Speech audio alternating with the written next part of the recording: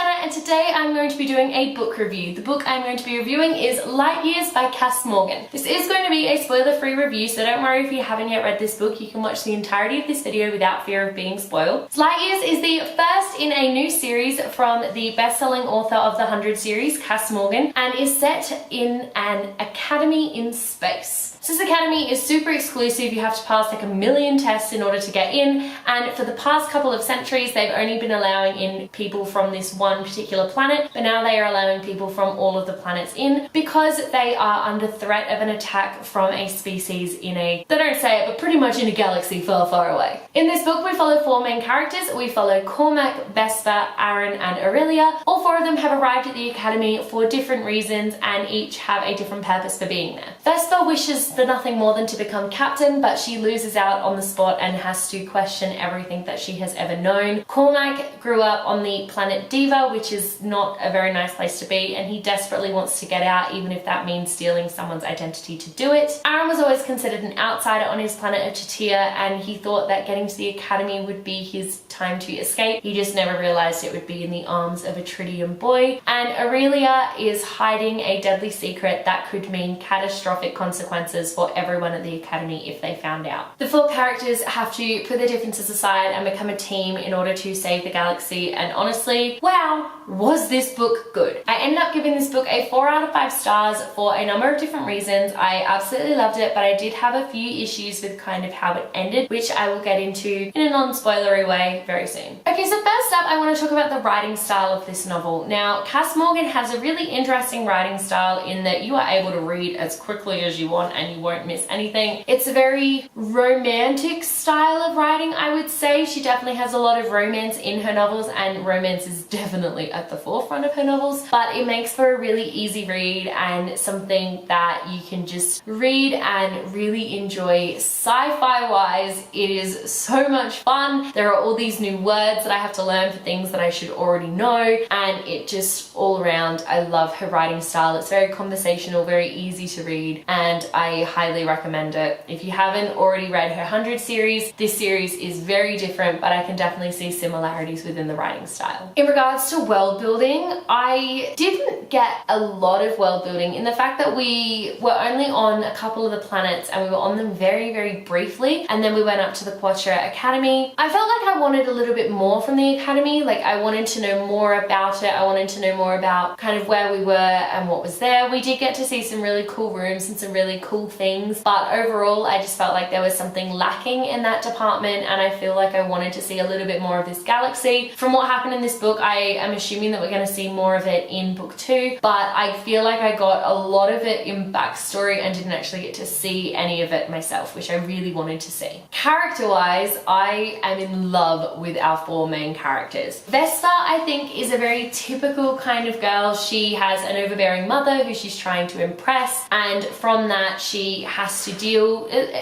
to deal with coming to terms with these new people from these new planets that she hasn't really gotten to associate with before. So for Vesper, it's a real learning curve and learning to accept what happens in life, that sort of thing. Vesper was great. I loved her. Cormac is a really interesting one because he definitely wanted to do his best to get off this planet by any means necessary, and he definitely achieves that. And then when we see him in the academy, it's him trying to learn to listen to authority while also trying to learn who he is and learn how to lead, and that was something that I really enjoyed watching. And then of course there is a romance that happens concerning these 2 characters. It's something that I thought was kind of a little bit cliched, but I really did like how it happened, and I can definitely see how there are going to be some consequences from it coming up in the next book, which is something that I'm super excited to see. Aaron was a cute little marshmallow and I love him to pieces. I think he might have been my favorite of all the characters. He just really went above and beyond. He was desperate to prove himself. He was desperate to prove that he belonged there. He was very smart and very cute, and he has this adorable little romance with the Tridian boy, and I just loved him to pieces. I seriously do think he was my favorite character. And then last up we have Aurelia. So we have 4 point of view characters, the 4 characters I've been talking about, and with Aurelia we kind of get to see some things from her perspective that we don't see from anybody else's perspective, and I really did enjoy that. that, but at the same time I kind of would have liked to have learned it and figured it out for myself. So I feel like having her as a point of view character was kind of an easy way to show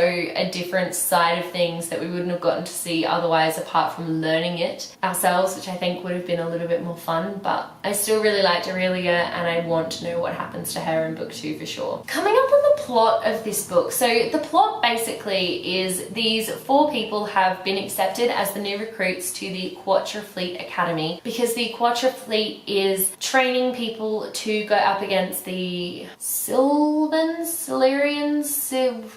something. Basically this alien race that is attacking them for what appears to be no reason. And that sounds awesome. It really, really does. And the plot of the book though was definitely more focused on the romance side of things than focused on that. And I say this because I have an issue with the ending. I felt like the ending happened very quickly and very conveniently. And I definitely would like to have seen it expanded on, and I definitely want to see it expanded on in book 2. I think there are a lot of places that this book can go, a lot of places this series can go, and I'm really, really excited to see how it all happens. So overall, I would give Light Years a 4 out of 5 stars. I did absolutely love this book, but I just feel like there could have been something more, and I just feel like we could have had that little bit more of world building and that little bit more plot and conflict, and I think it just would have been a perfect, marvelous book. But either way, you can't end books like that unless the sequel is already out. I need to know what happens next. Thank you so much for watching. Let me know in the comment section below if you have had a chance to read Light Years and what you thought. I would absolutely love to know. If you like this video, be sure to give it a huge thumbs up and don't forget to subscribe to my channel so you don't miss a thing. Stay random.